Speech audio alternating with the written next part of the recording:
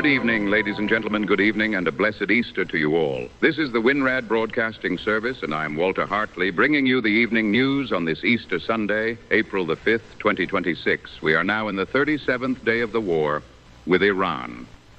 And tonight we bring you a story that for a few hours at least cut through the darkness. The missing American airman has been found. He is alive.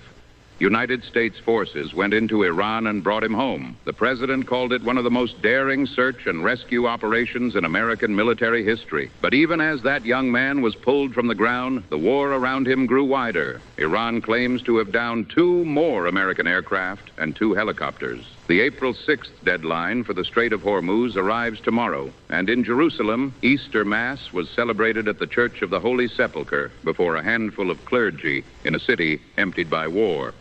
We have a great deal to tell you. We go first to Edward James Whitmore in Washington. The rescue came early this morning. The weapons systems officer from the F-15E Strike Eagle shot down over central Iran on Friday has been recovered alive. The president announced on his social media platform that the airman is safe and sound. He sustained injuries but will be fine. The details of the operation, as they have emerged, are extraordinary. According to the New York Times and confirmed by multiple officials, American forces established a makeshift remote airbase inside Iranian territory to stage the recovery. The operation involved dozens of aircraft. 2 C-130 Hercules transport planes became stuck at the improvised airstrip and were intentionally destroyed by American forces to prevent them from falling into Iranian hands. 3 replacement aircraft were flown in. 2 Black Hawk helicopters were hit by small arms fire during the extraction, but remained operational. A Central Intelligence Agency deception campaign was run simultaneously to convince Iranian forces that the airman had already been recovered and was moving by ground, while the actual rescue was underway by air. There were no American casualties during the mission. The airman, who holds the rank of colonel, had been on the ground in hostile territory for approximately 40 hours. The president described it as one of the most daring search and rescue operations in United States military history. Iran immediately sought to counter the narrative. State media claimed that Iranian forces had shot down 2 C-130 transport planes and 2 Black Hawk helicopters belonging to the United States. State television broadcast footage of wreckage. If confirmed, it would bring the total number of American manned aircraft lost in this war to at least 7, including the 3 F-15S, downed by Kuwaiti air defenses in a friendly fire incident on March the 2nd, the KC-135 tanker that crashed in Iraq on March the 12th, and the F-15E and A-10 lost on Friday. The Pentagon has not confirmed the Iranian claims regarding the transport planes and helicopters. The president has now set a new deadline. He threatened to unleash what he called all hell if Iran does not reopen the Strait of Hormuz by Monday, April the 6th.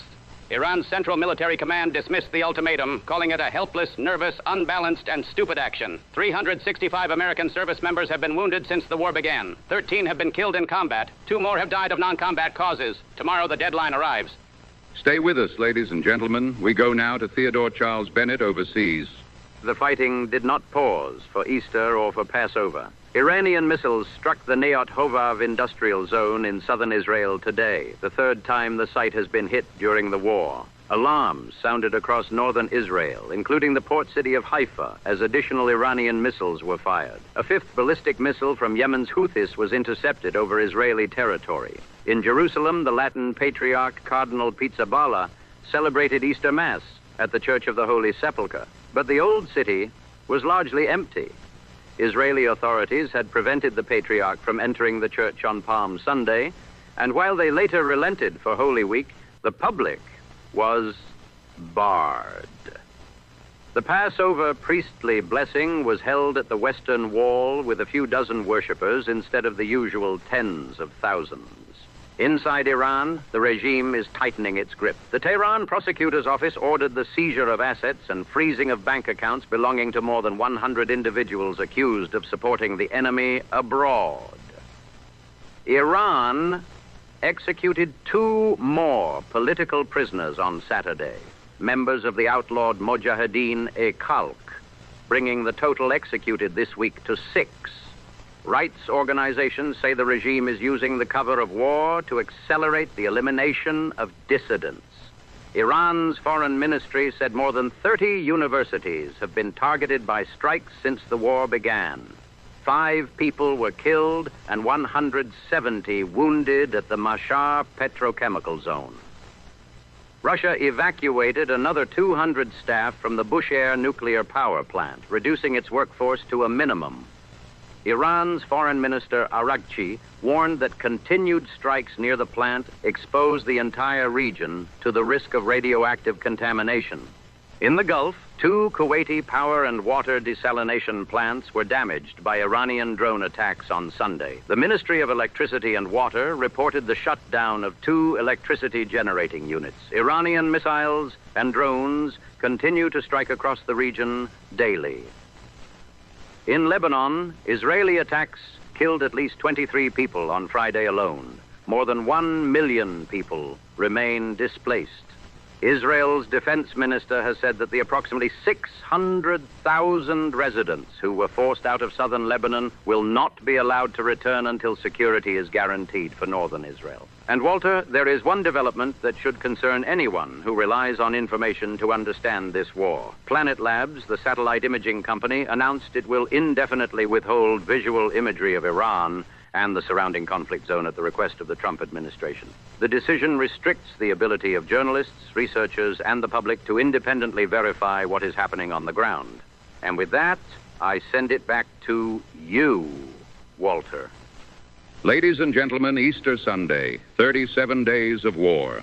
A young man was pulled from the ground in Iran today by his countrymen after 40 hours alone in hostile territory. That is a story of courage and of the bond between soldiers that transcends everything else. But the war that put him there goes on. Tomorrow, the deadline arrives. The president says all hell. Iran says it is ready. In Jerusalem tonight, the church where Christians believe the resurrection took place was nearly empty. The wall where Jews pray was attended by dozens instead of thousands. And the missiles flew on both holy days without distinction. This is Easter, ladies and gentlemen, the day we are told that death does not have the final word. Tonight in the Middle East, that promise is being tested as hard as it has ever been. Hold them close. Hold especially close the man who came home today and the families of those who have not. This is Walter Hartley for the WinRad Broadcasting Service.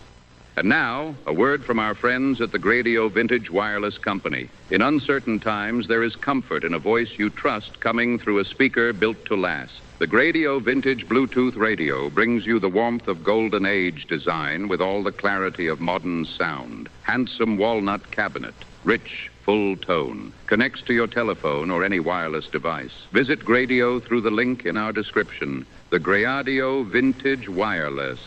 Built for the voice. Built for the age. And now from the home front, here is Dorothy Wilson. Well, good evening, ladies. Happy Easter. Happy Easter. I hope your ham turned out beautifully. I hope that glaze went dark and sticky and made the whole house smell the way Easter is supposed to smell. I hope the bread pudding was everything I promised. And I hope you are sitting down right now with a full belly and your family around you, and that for just a few hours today, the world outside stayed outside where it belongs. Now, tonight, I'm not going to give you a recipe. You have earned a night off from the stove. But I do want to give you something for the week ahead, because with prices being what they are, every penny counts. And there are a few things you can do starting tomorrow morning that will save you real money by Friday. First, that Easter ham. Do not throw away the bone. When you have carved off everything your family is going to eat, wrap that bone in wax paper and put it in the icebox. On Tuesday or Wednesday, drop it into a big pot with about 8 cups of water, a diced onion, a couple of carrots cut into coins, 2 stalks of celery chopped up, and a can of white beans, or navy beans, drained and rinsed. Add a bay leaf if you have one, a little salt and pepper, and let the whole thing simmer on low for an hour and a half until the meat is falling off the bone and the beans are soft and creamy. Fish out the bone, shred any ham that is still clinging to it back into the pot. And that is a full pot of ham and bean soup for 4 people for about $2. Maybe less if the beans were already in your pantry. That is 2 suppers from 1 bone, ladies. 2 suppers from something most people throw in the garbage. Second, bread. If you bought rolls or a loaf for Easter dinner and there are leftovers going stale by Tuesday, do not throw them out. Tear them up and dry them on a baking sheet in a low oven for 20 minutes. You've got breadcrumbs. Put them in a jar. They will keep for weeks, and you will use them on casseroles, on chicken, on anything that needs a crispy top.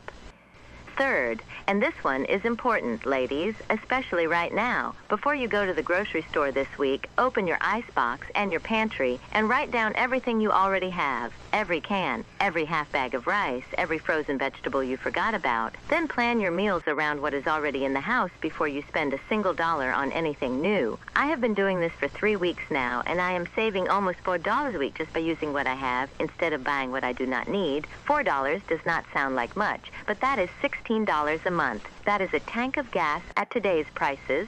Well, maybe half a tank at today's prices, but it is something, and something is better than nothing. And nothing is what we will have if we are not careful. Take care of what you have, ladies. Use every scrap. Waste nothing. That is how our mothers did it, and their mothers before them, and it is how we are going to get through this. Tomorrow we start a new week. I will be right here with you every evening with something simple and good and warm. That is my promise. Happy Easter. He is risen, and we are still here. Good night, and God bless.